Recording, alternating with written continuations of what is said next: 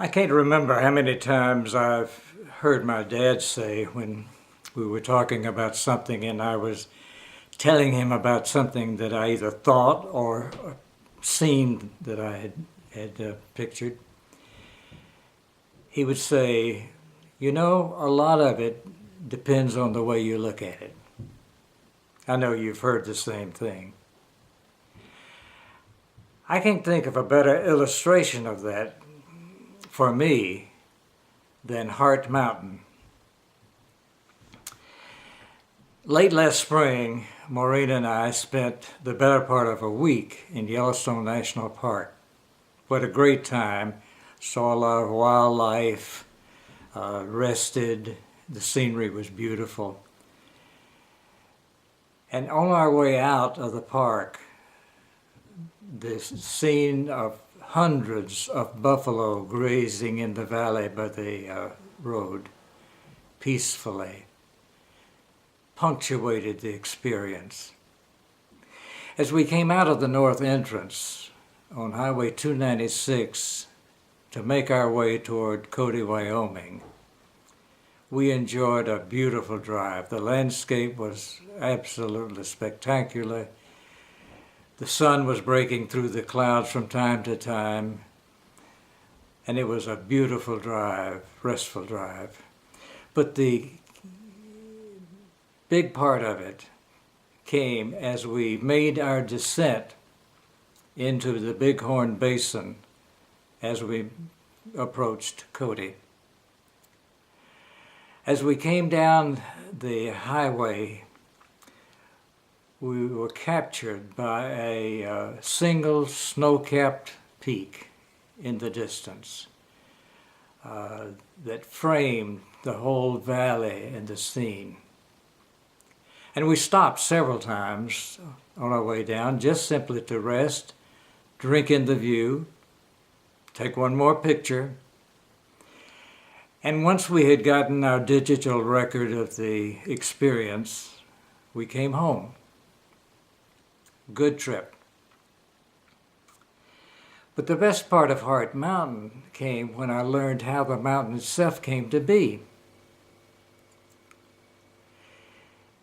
50 million years ago, the story goes, a 500 square mile hunk of rock broke off from the plateau just south of the Beartooth Mountains, which themselves are northwest of Cody.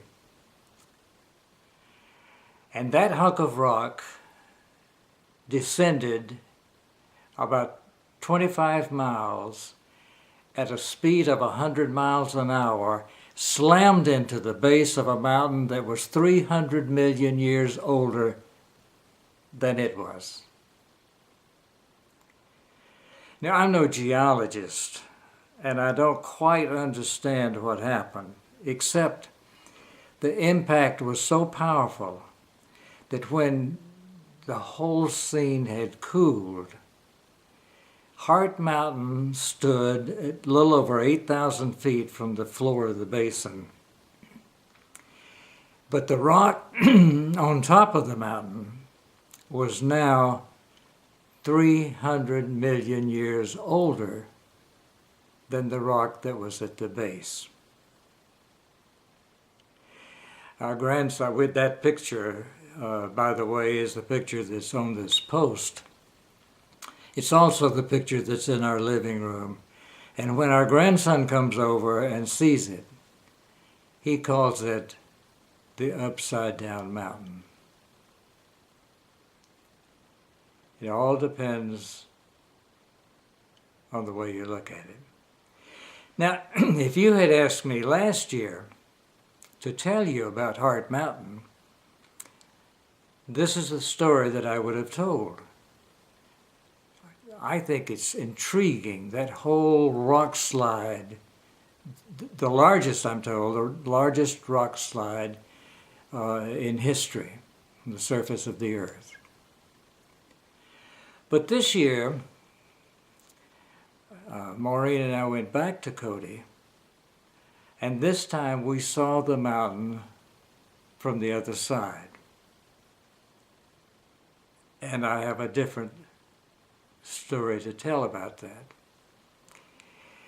On the east side of Hart Mountain, the scene is flatland, essentially, ranch and farmland. It's peaceful, it's impressive in its own right, but it's entirely different. And as you go on Highway 14 from Cody up to Powell, you'll see that full expanse of nature. Once again, it's a story that gives more meaning to the scene than we otherwise would have had. And I'll tell you that story the next time I post.